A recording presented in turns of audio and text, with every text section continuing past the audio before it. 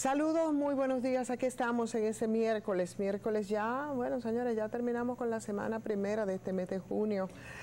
Muy complejo, muy complicado. Siempre es muy complicado, ¿no? Aquí en este país, repetíamos y reiteramos que nosotros somos un país con demasiadas situaciones para ser un país tan pequeño. Y evidentemente que la información lamentable, vista desde muchas lecturas, por supuesto, y desde muchas líneas de pensamiento para analizar lo que ha ocurrido, que nos plantea de nuevo con un denominador común, ¿no? Que es el tema de las debilidades de y las fragilidades de nuestras instituciones. Ayer, en la cobertura, en las transmisiones que hacemos a través de nuestro canal de YouTube, soy Ivonne Ferreras, que es una propuesta que hacemos cada día con un intento de análisis de los temas de actualidad.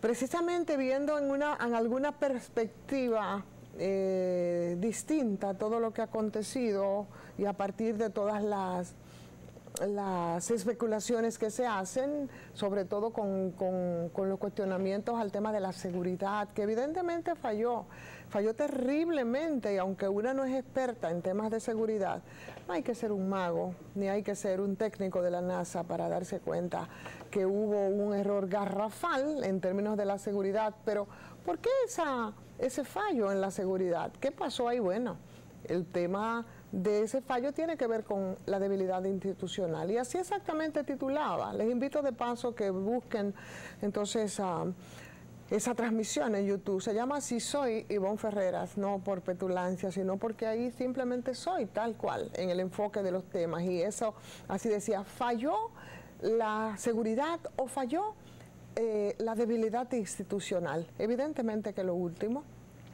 Evidentemente que lo que falló fue la debilidad institucional, porque ahí se dan tantos elementos que confluyen para que algo así pueda operar. Primero es la formalidad, ¿no?, que debe primar en términos de la seguridad de un funcionario, no importa si de primera línea, pero sobre todo si estamos hablando de una incumbencia que, como la del Ministerio de Medio Ambiente, choca de frente con tantos intereses.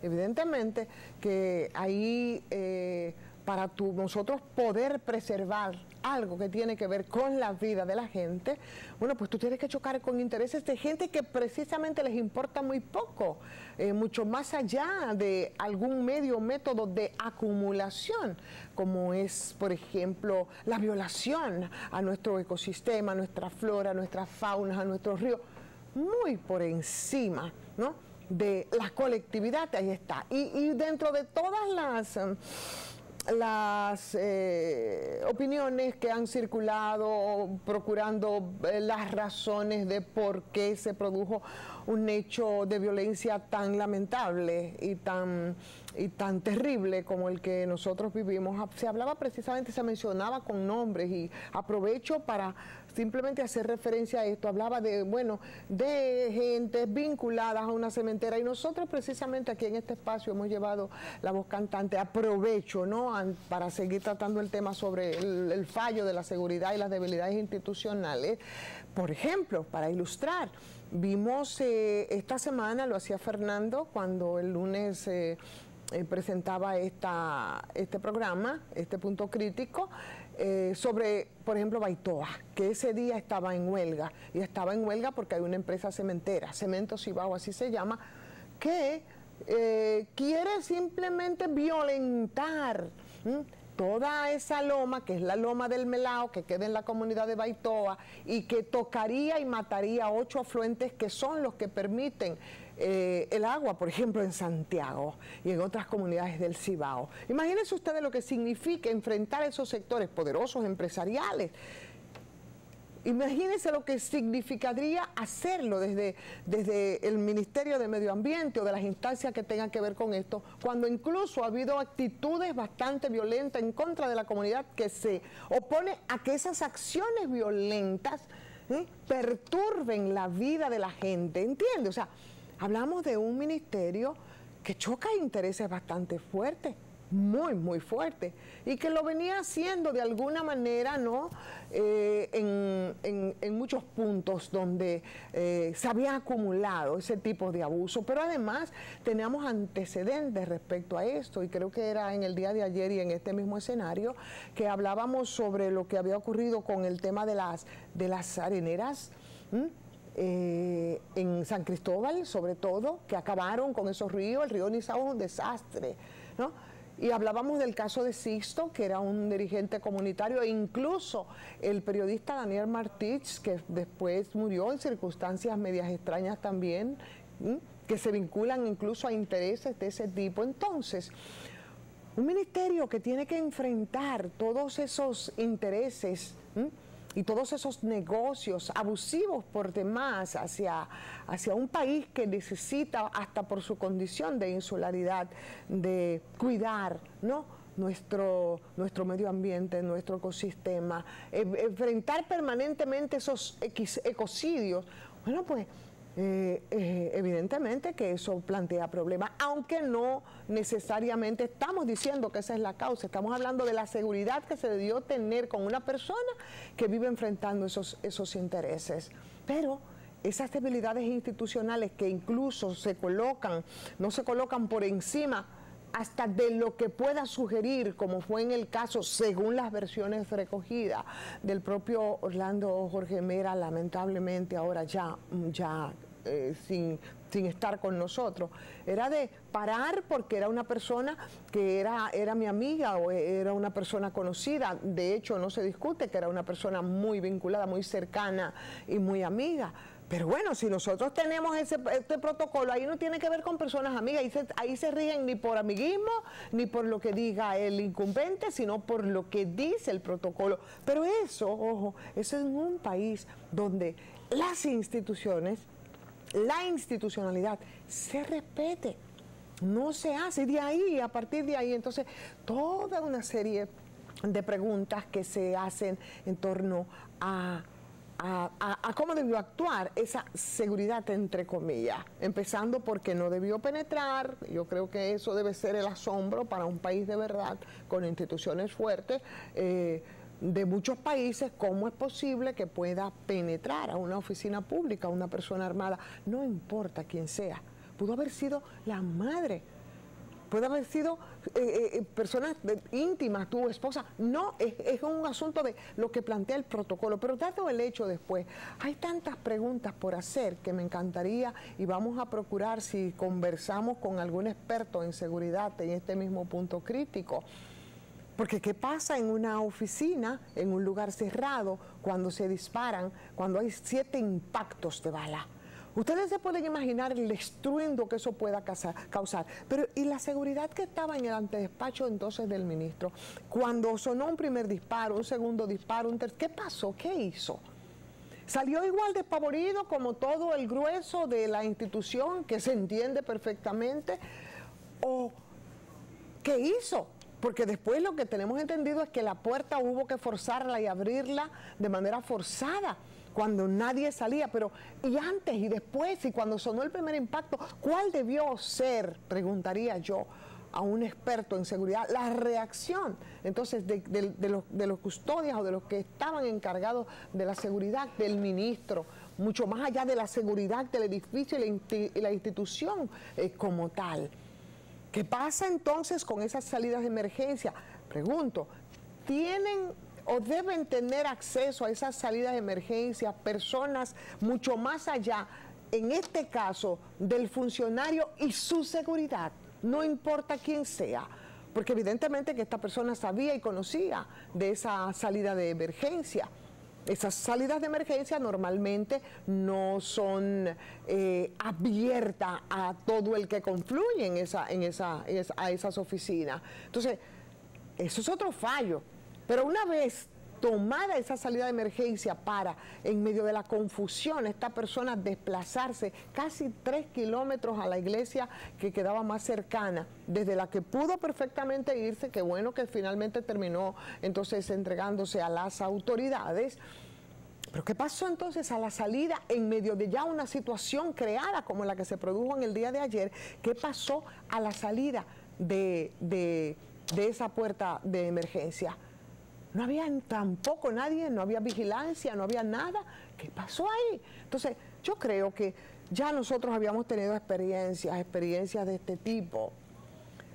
Y esa experiencia la vivimos en 2015 y la vivimos con el exalcalde de Santo Domingo Este, guardando las distancias en este caso, pero que fueron hechos producidos en circunstancias similares.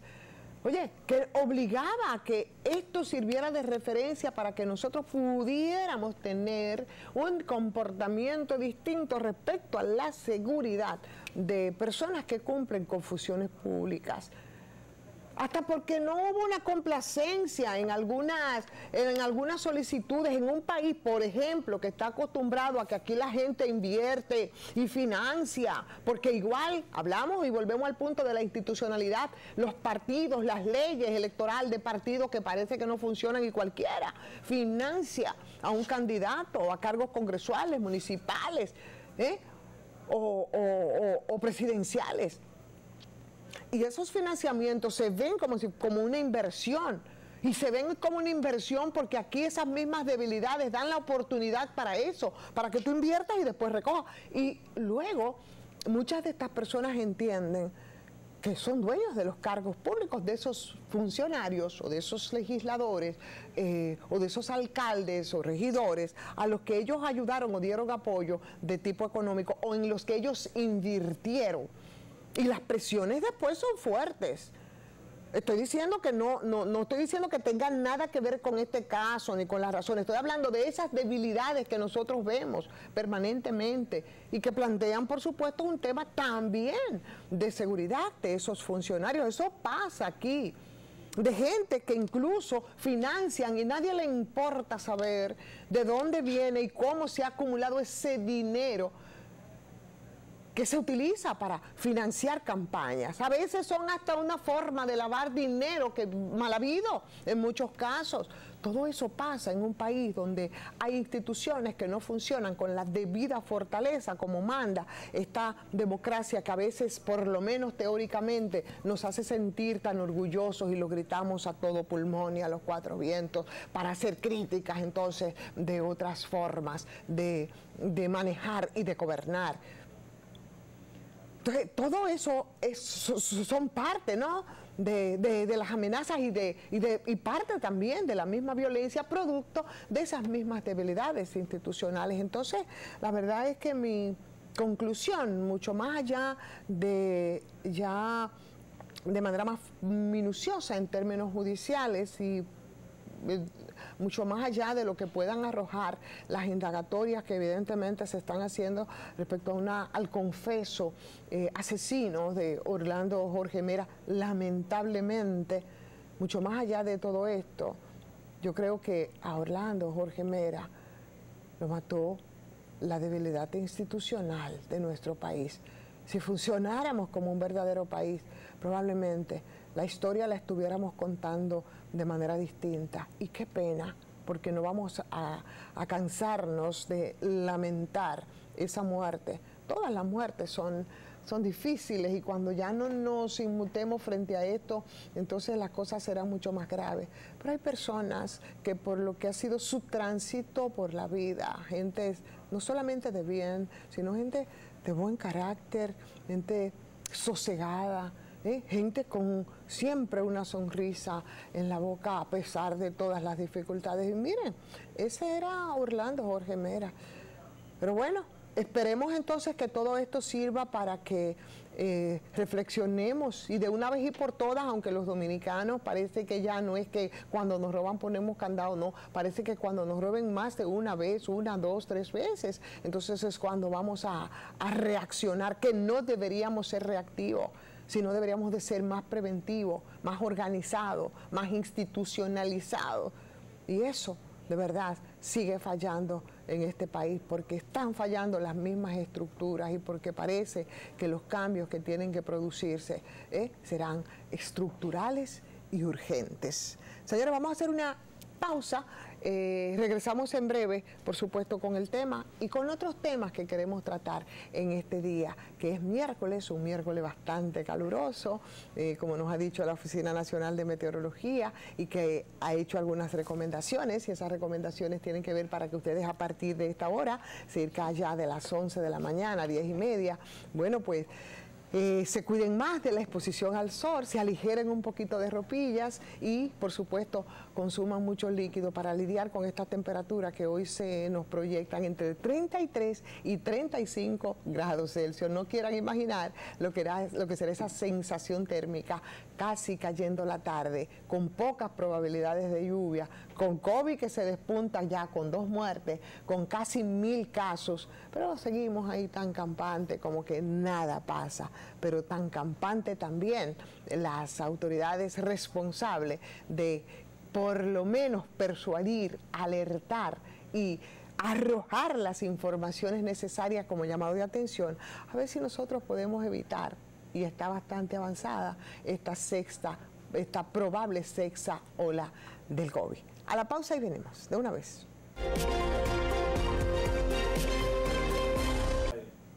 Bueno, señores, que estamos de regreso. Como habíamos dicho, vamos a ver otros temas, aunque yo quería hacer una referencia respecto para cerrar un poco con, por lo menos por el momento, ¿no? Hoy que ya se le dará ya sepultura a nuestro querido Orlando Jorge Mera en el día de hoy. Señores, hablar y referirme a una situación bastante engorrosa que en el día de ayer vimos y que se produjo precisamente en visita a la funeraria de la Procuradora General de la República, Miriam Germán Brito.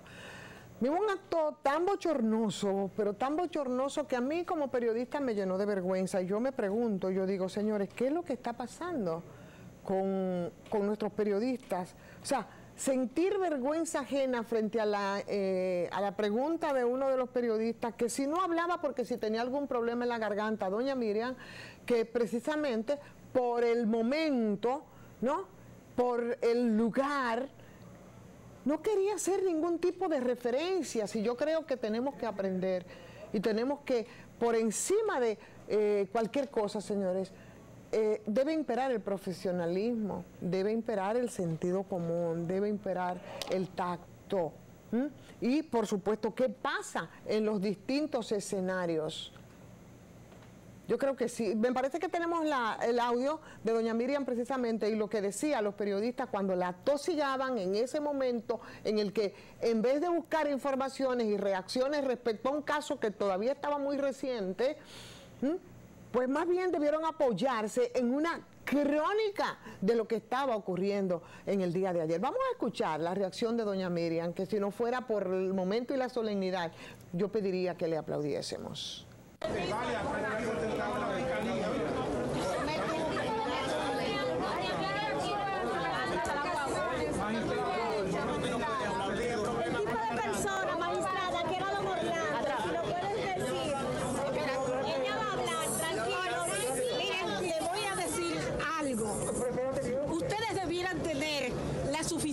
Condición humana para respetar el dolor ajeno. Esa persona que está ahí muerta, la conozco yo desde que nació. No tosiguen a uno con este tipo de cosas. Gracias. Nosotros no estamos irrespetando a nadie con eso, cumpliendo con el deber de informar a la población de lo sucedido, magistrada, con todo el respeto que usted me merece. Para la prensa, magistrada. Informando. Las investigaciones en torno al caso, el apresado. Las investigaciones con respecto a tu caso, no es este el momento de pedirlas. Yo le pedí información. Y efectivamente, no era el momento de pedirlas.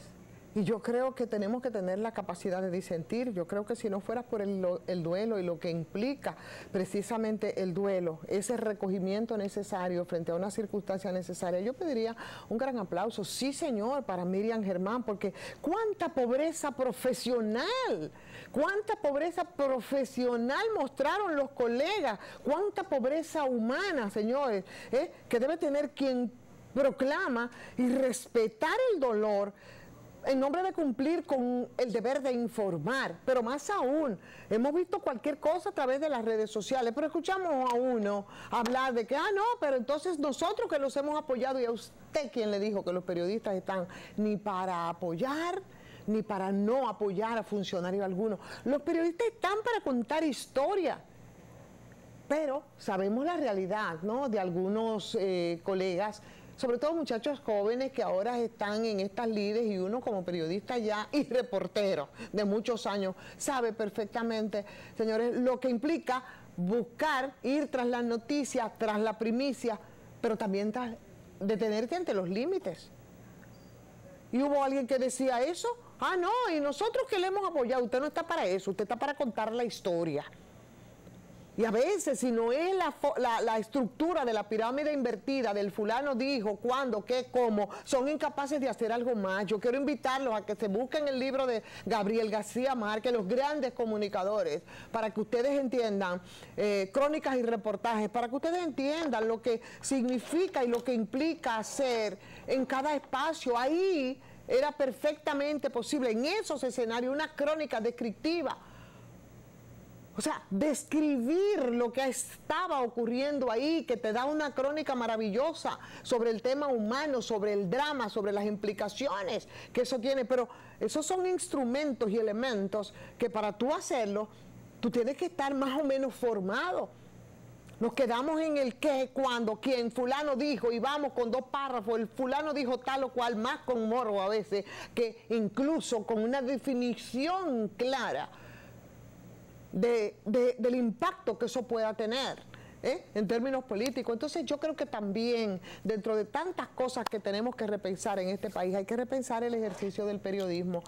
Lo admito, la verdad, sentí vergüenza ajena frente a los colegas, y ese comportamiento. ¿Quién te dijo a ti que porque tú tienes en tus manos un micrófono, tú tienes el derecho a violentarlo todo? Hay solemnidades, hay espacios donde la prudencia, donde la profesionalidad obliga a que usted tenga que tener ciertos límites. También entendemos todo el proceso de inmediatez a través de las redes sociales, pero bueno, se supone que la formalidad de los medios debe tener el límite para contrarrestar la falta de rigor a todo lo que a través de las redes sociales se publica. Entonces, la verdad es que fue increíblemente bochornoso, vergonzoso, y yo quiero invitar a los colegas, sobre todo a los que son muy jóvenes, que andan en estas lides del reporterismo, y se lo dice una persona que por más de 30 años ejerció el reporterismo en diferentes medios. Vamos a formarnos, vamos a investigar, vamos a leer, para que tengamos las herramientas y nosotros podamos ir mucho más allá de las respuestas a la pirámide invertida. El periodismo es más que eso. El periodismo es más que eso, y nosotros debemos estar claros cuando debemos apoyarnos en una crónica como forma de informar, ¿no?, los hechos, o cuando simplemente buscamos la información del momento. Pero en definitiva, señores, los periodistas estamos para contar esas historias, no para dar ni espaldarazos, ni para maltratar a funcionario alguno, como fue el argumento pobre e infeliz de personas a través de las redes sociales de, nosotros le hemos apoyado. Usted no está para apoyar, ni para detractar, usted está para contar esas historias, y ahí radica esa responsabilidad del periodismo. Contar las historias cotidianas que van a ser una referencia importante para luego escribir la historia posterior. Vamos a entender este ejercicio como debe ser, y vamos ya a no seguir envileciéndolo desde las limitaciones profesionales y desde otras formas también con las que se concibe el ejercicio de un periodismo, de una profesión y de un ejercicio digno de mejor suerte.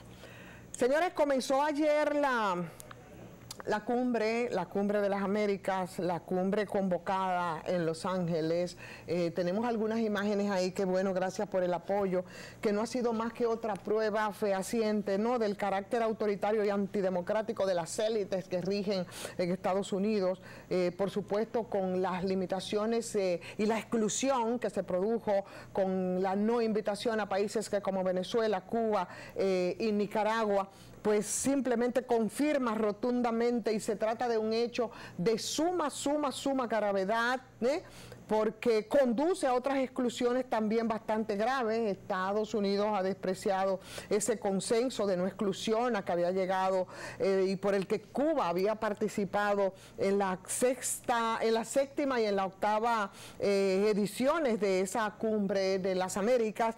También se faltó y fueron actitudes poco democráticas el hecho de que las agendas las definieran ellos de manera unilateral. Invitaron a los países de América Latina que quisieron en una cumbre de las Américas. Sin embargo, los temas a tratar lo decidieron ellos también. No hubo consulta para esto. Buenísima la posición de Andrés Manuel López Obrador. Lo había anunciado en principio. Lo cumplió y al final no asistió a esta cumbre.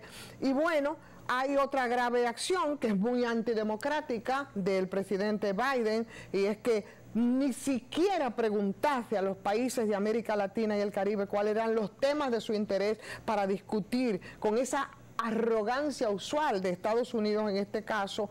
Y bueno, ahí está, se habló entonces del tema de la pandemia, de la resiliencia respecto a la pandemia, y para usted tocar esos temas y usted excluir a países que como Cuba, señor, ha tenido unas solidaridades en términos de salud impresionante, desplegando casi 5.000 médicos en distintos países precisamente para reforzar y dar apoyo en términos de salud, pero con el tema mismo de la pandemia. ¿Cuál otro país en América Latina tuvo el desarrollo, el impulso con 2 vacunas que Cuba? O el tema mismo de la migración. Cuba y Venezuela, justamente forzado precisamente por lo que han sido las políticas, ¿no?, de bloqueo justo de Estados Unidos, bueno, pues han tenido la mayor ola migratoria de los últimos días. Entonces, si se iba a discutir el tema de las migraciones, era improbable que tanto Cuba como Venezuela estuvieran ahí en el marco de esas discusiones, y no fue así. O sea que, lamentablemente, tenemos que concluir en que fue una cumbre, o ha sido una cumbre la que se desarrolla en California, excluyente hasta lo último, y bueno, ni modo. Sabemos también las angustias que en estos momentos vive Estados Unidos. Yo no sé cómo piensa Washington discutir todo el tema de la migración ilegal, si en ese debate, vuelvo y repito, no participan esos 2 países que han sido las corrientes migratorias que han sido deliberadamente provocadas precisamente con esas políticas bastante criminal respecto al bloqueo. En el caso de Cuba, ha sido así por 6 décadas. En el caso de Venezuela, bueno, pues ya sabemos. Y según los organizadores de la cumbre, ahí se proponen acciones dramáticamente que mejoren la respuesta de la pandemia, de la resiliencia, y ya les contamos. Pero además, y lo preguntaba el presidente de México, y hoy aparece como parte de las informaciones de las agencias internacionales de prensa, el apoyo que dicen ellos que darían a los países de Centroamérica con el aporte de $4.000 millones, que no es nada nuevo. Eso es bastante viejo. Eso se ha dicho y todavía no han visto un solo peso frente a esa pírrica suma que no tiene nada que ver si la comparamos como el Congreso estadounidense aprobó la friolera de $40.000 millones para Ucrania.